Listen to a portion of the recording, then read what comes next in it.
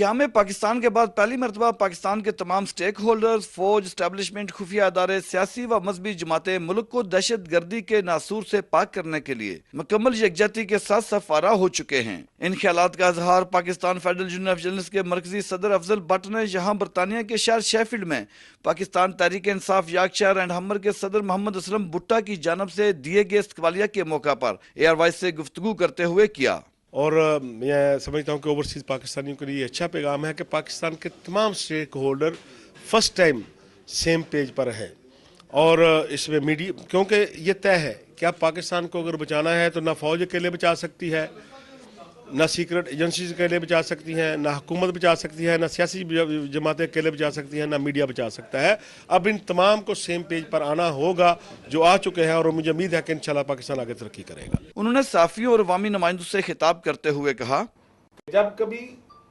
عام آدمی پر خبر پہنچنے کا ذریعہ بند کیا جائے گا، خواہ وہ اسٹیبلشمنٹ کرے گی، خواہ گورنمنٹ کرے گی،